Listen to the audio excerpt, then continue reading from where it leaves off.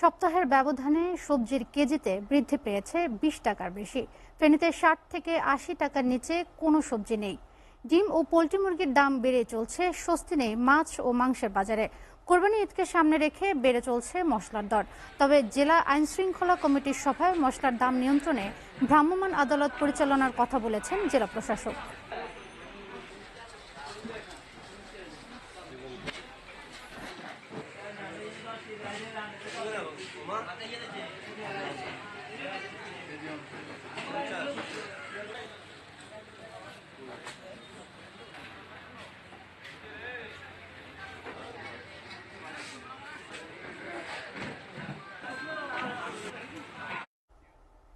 ফেনীর বাজারের পরিস্থিতির খবর জানাতে সরাসরি যুক্ত হচ্ছেন সহকর্মী জহিরুল হক মিলু।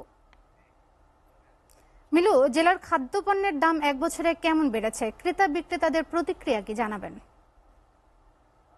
আপনি জানেন যে সপ্তাহের ব্যবধানে প্রত্যেকটি খাদ্যপণ্যের দাম বেড়েছে, বিশেষ করে সবজির বাজার। এখানে ৬০ টাকার নিচে কোনো সবজি বাজারে নেই। প্রতিটি সবজির দাম বেড়েছে কেজিতে ২০ টাকার অধিক। এর বাইরে ঈদকে সামনে রেখে মশলার বাজার অনেক চওড়ায়। এখানে প্রতি কেজি আদা বিক্রি হচ্ছে ২২০ টাকা থেকে মান অনুযায়ী ২৫০ টাকা পর্যন্ত। রসুনের দামও একই রকম, ২২০ টাকা থেকে ২৪০ টাকা। এবং জিরা প্রতি কেজি এখানে খোলা জিরা বিক্রি হচ্ছে ৮০০ টাকা এবং প্যাকেটজাত জিরার দাম বিক্রি হচ্ছে ৯০০ টাকা। এবং এলাচির দাম মান অনুযায়ী এখানে ৩২০০ টাকা থেকে ৫০০০ টাকা পর্যন্ত বিক্রি হচ্ছে।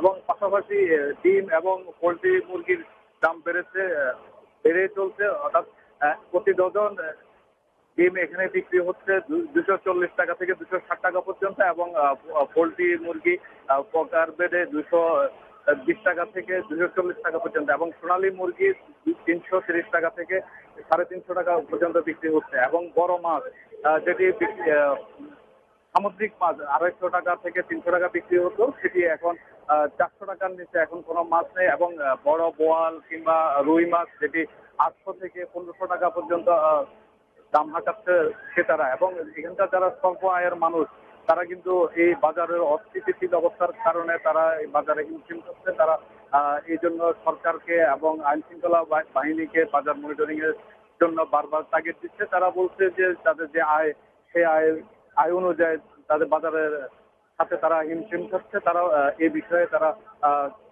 তারা আইন শৃঙ্খলা বাজার মনিটরিং এর প্রতি তারা জোর দিচ্ছেন। এখানে বাজার ভেদে প্রত্যেকটি পণ্যের দাম বিক্রি হচ্ছে অনেক বেশি। এখানে আমি যে মার্কেটটাতে দাঁড়িয়ে আছি সেটি হচ্ছে বস্ত্রহকার মার্কেট। এখানে তুলনামূলকভাবে সাথে এই বাজারের দামেরও অনেক ব্যবধান রয়েছে। এখানকার যারা পাইকারি বাজার, পাইকারি থেকে খুচরা পর্যায়ে পণ্যের দাম অনেক বেশি বলে জানাচ্ছেন এখানকার যারা ক্রেতা আছেন। তারা এ বিষয়ে বাজার মনিটরিং এবং সরকারের নিয়ন্ত্রণ জরুরি বলে মনে করছেন। এ ছিল ফেনীর বাজারের সর্বশেষ চিত্র। মিলু, আপনাকে ধন্যবাদ।